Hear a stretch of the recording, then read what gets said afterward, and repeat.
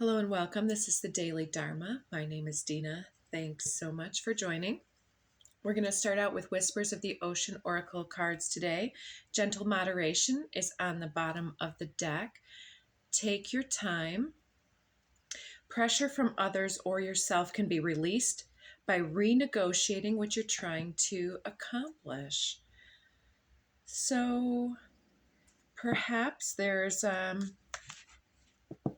something either with a partner, a project, within the family, where other people have a different viewpoint and the two of you are locked into some type of, whether it's more extreme in the misunderstanding or just mismatched ideas about the best way to do something. For instance, it can be definitely the lack of awareness between other individuals at what you have on your plate and your misunderstanding of what they have on their plate. I'm not saying that either individual's pursuits are not as worthy as the others, but perhaps when we get stuck into these types of gridlock type situations where the ego starts to become engaged, then there's a lose-lose, if any compromise, instead of the win-win that ideally we'd want to look for. And let's see what else. Still on the bottom of the deck. All right, there we have a couple flipping out, and let's see what remains on the bottom. Back on task. I saw this during the pre-shuffle. I thought it was just me, but you must be dealing with some of the things that I also am dealing with. 39, back on task. Be sure you're using your time in the best possible manner. You might consider reviewing your goals, your schedule, or a project that you're working on. All could use some fine tuning. And for many of us, I think that this is coming through because with the eclipse and the general astrology of this time that we're doing this recording, it's been a time where we've been maybe overstimulated, overworked, and there's this need that we've had to retreat, to rest and rejuvenate and recuperate in some type of a way, rest and repair, psyche, mind, body, spirit, soul time. And so now with the biggest part of this in my neck of the woods, the spring elements coming through, we've got one more big pressure cooker going on in April here, the Jupiter-Uranus conjunction that keeps being referred to, where something unexpected is able to come through and shift and change some circumstance, some project, or a way of being. It can even be internal shifts that are possibly overdue.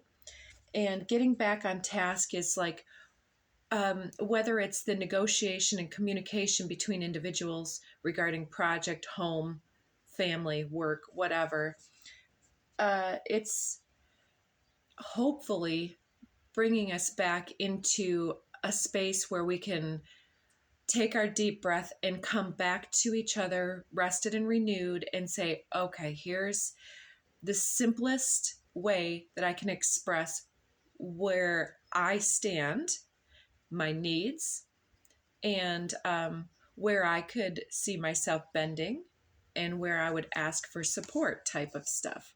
So these are the exact cards that came out yesterday right here. Quite interesting. Total submersion and change direction with ease. So total submersion says don't be afraid to totally immerse yourself in a project, interest, or goal. Give it 100% of your energy, and you may find what your life has been lacking.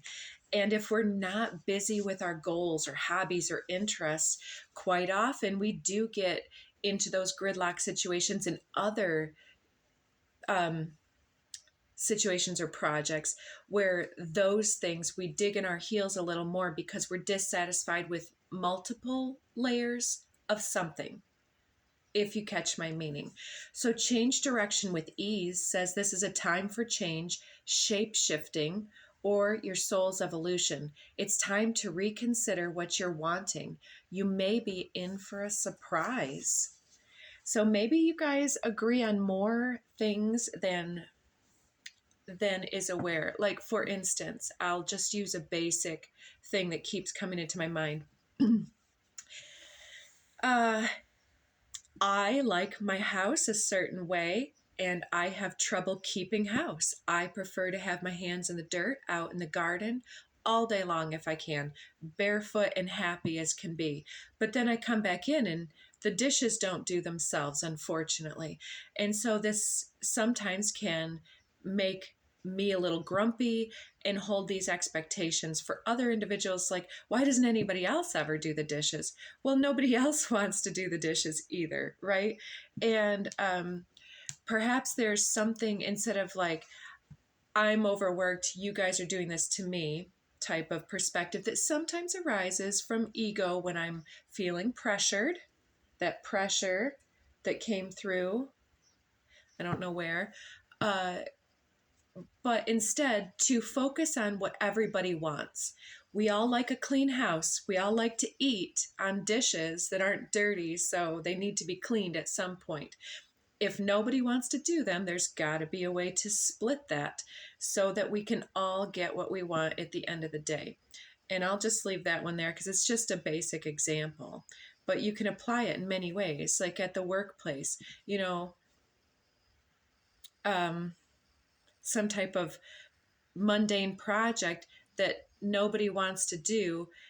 If it's not being equally distributed and it's the worst job ever and it just gets stuck on one person's shoulders, that isn't fair. And so to complain about the lack of justice doesn't make other people come to your side of the fence. However, if there's some type of a trade off, a compromise where somebody can say, you've also got some things that you do that are kind of ridiculous or that you don't like. Maybe I can share that responsibility once in a while if you help me share this other responsibility once in a while. Or maybe we can be sounding boards on a project where you run your stuff by me. And sometimes that can bring even more ego and defensiveness in. Let's see what the cards have to say. So, third eye chakra is at the bottom of the code card deck. You know, before we get through this one, I've got this other deck right here. The Art of War deck was staring at me. This says reason over power, and it seems relevant right now.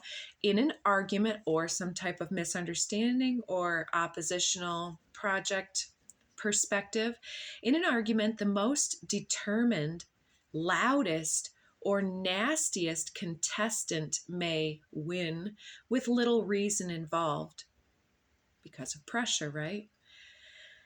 To use influence over power to win is harder. Someone highly skilled at using indirect methods will win without their adversary even knowing there was a fight. To do this, you need to understand the situation better than others to get reason into play. And maybe it's not about dangling the carrot. That's the way it kind of seems to me, but it's about checking in with their values and either what on their side would be a win. Where would they have something that they'd wiggle on, and where is something that they would not? Like, you want to work from home and your boss doesn't want you to. You can start by saying things like, well, I know it's better for me, and you might think that I'm being less productive at home, but if you have a set of benchmarks that I reach every day, then you can know that I've accomplished the things that need to be accomplished. And this also saves you money on, you know, every time that we use the facilities at the building, we're using power. Every time that we plug in our computer and power it on, we use the phone. We do all kinds of things at the job, and maybe your job is different and maybe you don't have a job. there are ways that we can present this to somebody as like the boss. Their objective is to save money and operate effectively and efficiently. And so check marks and saving money. How can we save them money by working through our things at home? I don't know. You will know your situation best. What enables the wise sovereign and the good general to strike and conquer and achieve things beyond the reach of ordinary men is foreknowledge. I like that. Now on the bottom is Tantric Journey. I think that I often talk about that melding and merging of the inner masculine, feminine, the yin yang within the self. But today, the Tantric Journey seems to me the oppositional flow of personalities. And in particular, this can be people that value more directness and actionable and control type of thoughts and approaches versus, I say versus, and that reminds me of the oppositional. The other individual might be based more on comfort and peace of mind and accommodating individuals for the bigger picture.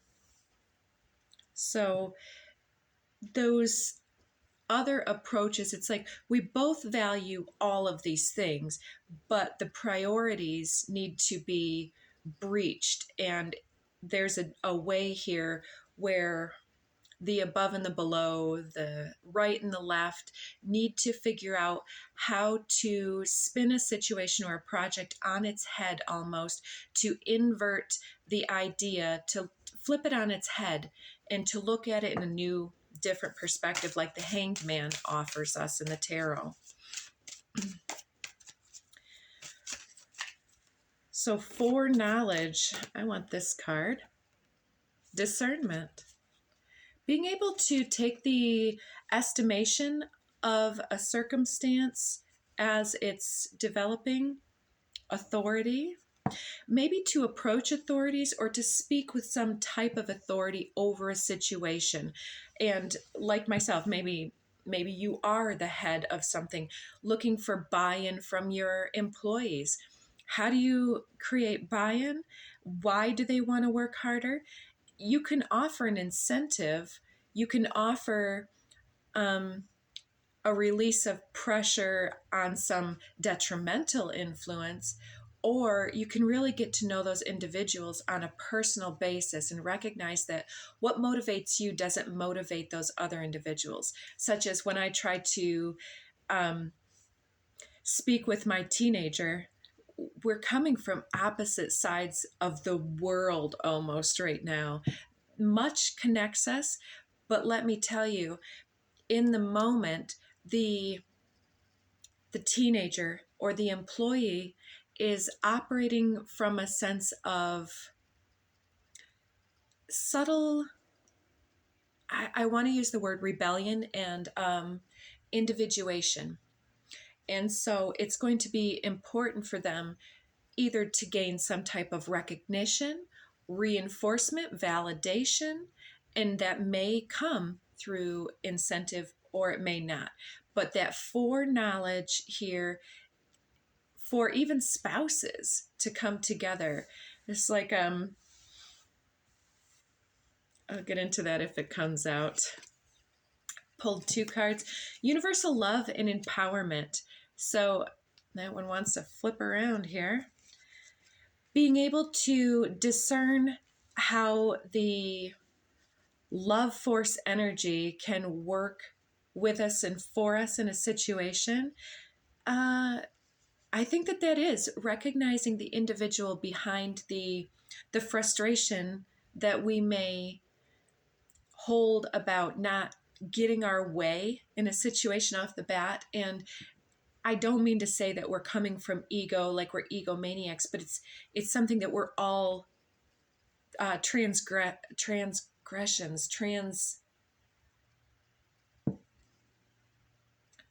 you know what I'm getting at, I'm sure. We're moving through these things and transmuting them, I know, but there was a different word I was looking for. It doesn't matter. We're all trying to figure this out on some level, and to connect with other individuals is really sort of what we're here to do, is to connect with other individuals and to recognize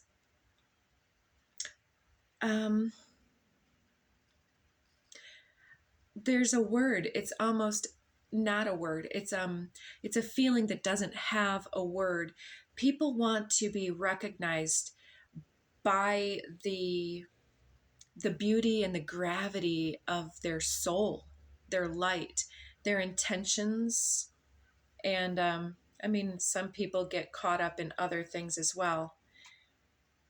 Maybe even by giving somebody a level of authority over a certain element or portion of a project would help them to not feel lost in a crowd, or not feel that dispersion of responsibility. What's that? When many people have their hands in one project, any one individual can get by just coasting on the accomplishments of the group, because, oh, well, that one's not really my job, that's not my forte, and I helped such and such with blah blah blah.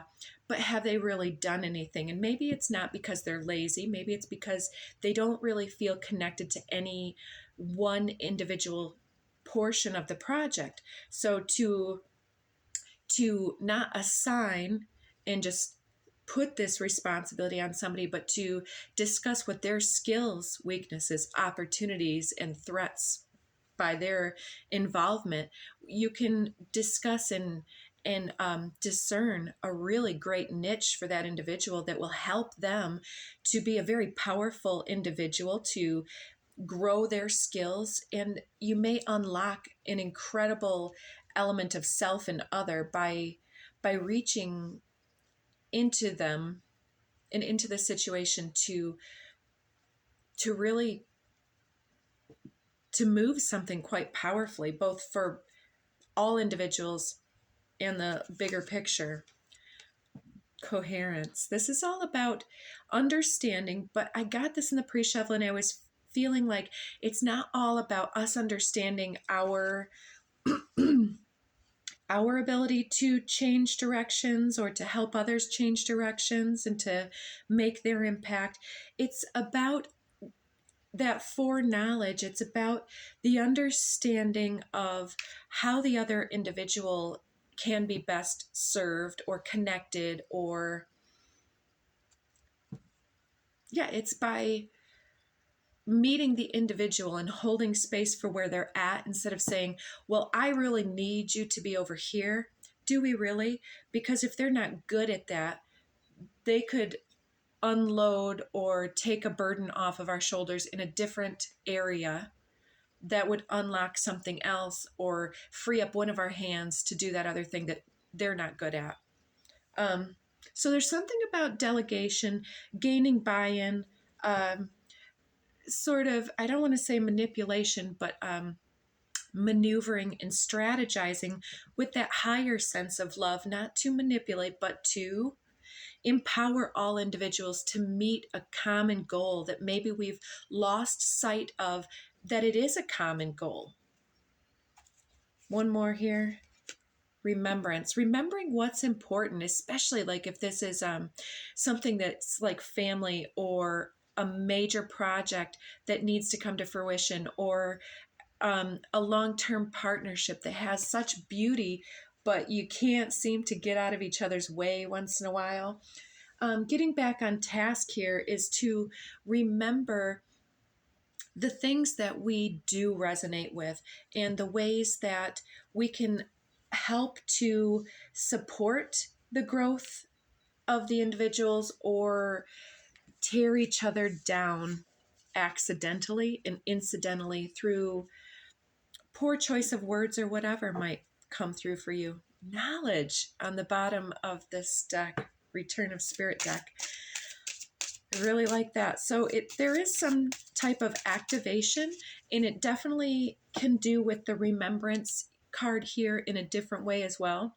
Recognition on the bottom of the deck. We already talked a little bit about recognition, but I feel like also the recognition with my pause to talk about remembrance, Gaia showing itself under authority.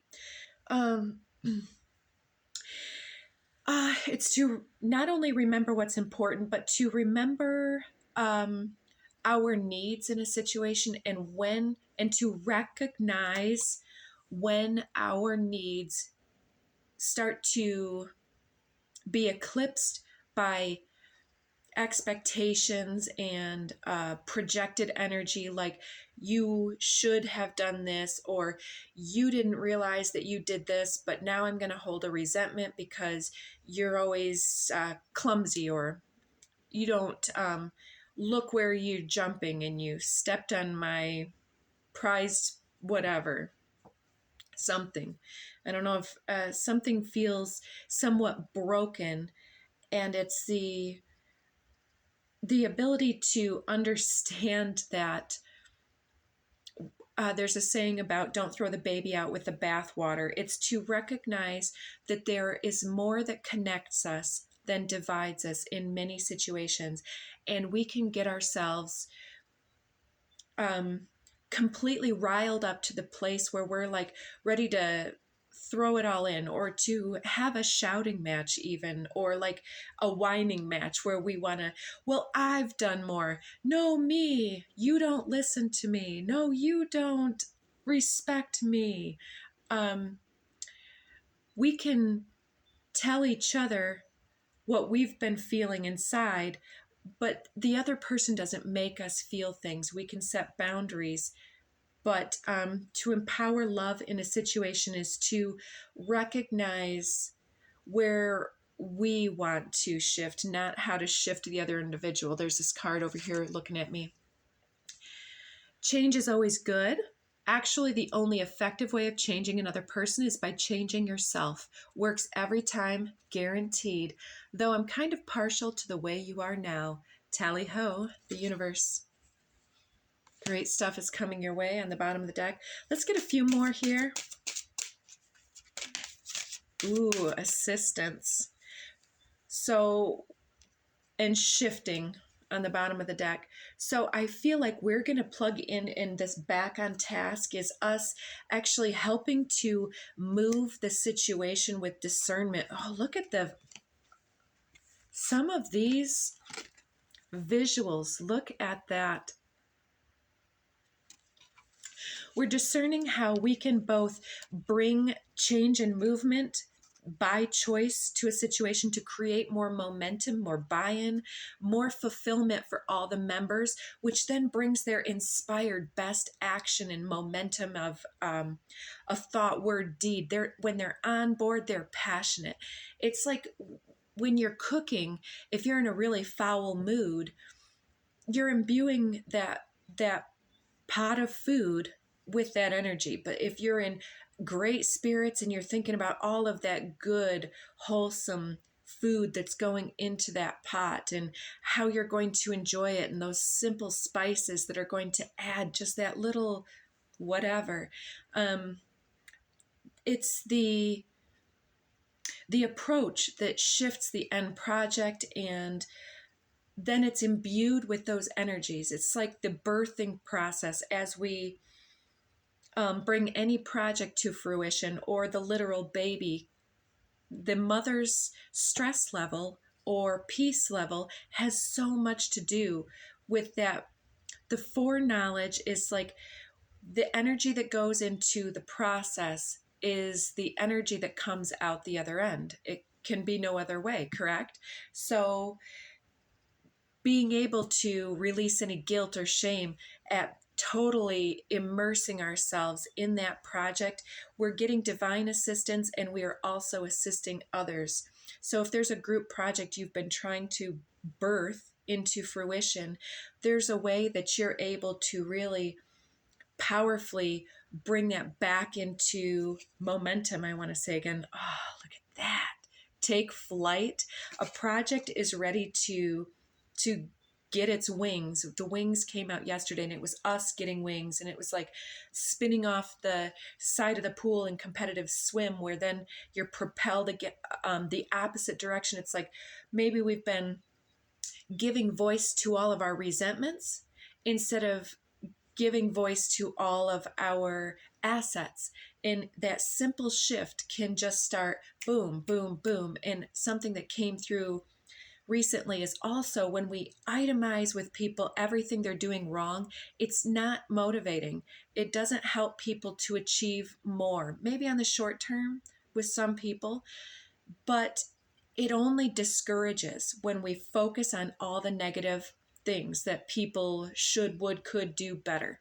It's negative spewing.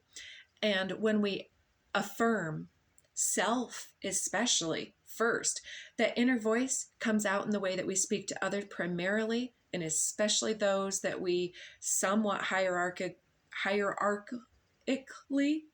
are the authority figure over. The stress and burden of shouldering the responsibility by discerning where we can dispense with the burden by delegation in some type of a way, or buy-in, getting people on board in a powerful, happy way. It helps us to be more fully engaged, to shift the vibration of everything, and to propel us forward from discouragement and going down the tubes to then saying, hey, I like the way you did that. Hey, I really appreciate your creativity and your ability to play devil's advocate. Sometimes it gets me discouraged, but I need somebody to tell me the truth. Can you tell me what you think about blah, blah, blah? And then that person's like, oh, I thought you hated that element about me. I'll be more gentle now than I would have before, because now I'm not competing. You were nice with me, I'm going to be nice with you. All of these things are just the skills, the art of war and the art of love. All is fair in love and war? Sometimes. Divinity coming back on board. And Starseed. Those two coming over here with remembrance. Very pretty. Shifting. One more here in the center. Feline energy keeps coming through. Yeah, there's something about, I see gifted confidence and faith here under the board, or under the deck, excuse me, coming out like so. So shifting our faith, having more confidence in the people that surround us to help us, or to be able to feel confident that we can delegate something to them, and that they won't break our stuff. They won't break our stride. They won't complicate. We can trust to release our iron grip on something when we can trust that we're on the same page. And so it takes a little navigation up front to ensure that we're discussing and on the same page, but then we can let them have their space and not micromanage or look over their shoulder in some type of a way here. And everybody then is assisting the whole to take flight, because everybody isn't crowding around and tripping on each other, stepping on toes. And so with that feline energy, it's almost like the independent, graceful, it's watchful, it's cautious, but it also is in its comfort zone. The cat energy and the feline energy is like being able to de-stress without losing focus of the target. Okay, so we're getting towards the end. Let's get one from our mixed Kelly Kuan Yin deck. I'm not gonna take the split card because I will just get distracted. I'll take this one on the back and see underneath. Durga Kalika. Very interesting. I'm seeing a lot of energy here. The lightning, the what is that? Like a spade or a spear in the background reminds me of Poseidon, which is ocean. It's the Neptune under the ocean god. And then the third eye on the skull. And it's been a little worn. The third eye is still active and alive through a death cycle. It's like something perhaps hasn't worked out, but there's an ending to that cycle and the rebirth process. It's like we're regenerating everything possibly from scratch with our intuition intact, but there's that electricity and there's also that emotion. It's like electricity is almost like the fire accelerated to lightning. I'm seeing the last Airbender series where the firebenders, the what is it? The mastery, then they can change their fire bending into lightning bolts, and it's more powerful. And under the deck here, Sisters of the Star Blossoms, 27. That one, I believe, refers to the Pleiades, and we do have starseed on the deck here. So maybe you have something going on with your starseed roots that you're creating this project surrounding that type of thing. I'd love to read you just a little bit out of this book as usual. I absolutely love the way it's written. She is fierce, divine justice, unyielding resolution in favor of the light. She has every method and all means necessary to ensure success for the soul. She is the unexpected victory arising at the very moment when all seems lost, transforming tragedy into triumph. She is our spiritual sun, our light, and our ever-radiant reminder that from darkest night, a new dawn shall always arise. Dare to trust more in your faith than in your fear. For every problem that can arise, there are many more divine solutions unfolding even now. Isn't that incredible? That's exactly what we're talking about. So they're also talking here about balancing interaction between light and dark. We talked about yin yang, masculine, feminine, the ego versus the higher love. We've all got these patterns and control because, like, for instance, with our children, there's a lot of control tactics there that can wash away with more understanding. So the battlefield triggers this emergence, setting of the ancient war between the light and the dark. It takes place in daily life. So how we decide to handle it is up to us. And it looks like we're breaking through. So immerse yourself in this new project, get on the same page, and take flight. Love you guys. Check back for more soon. Take care.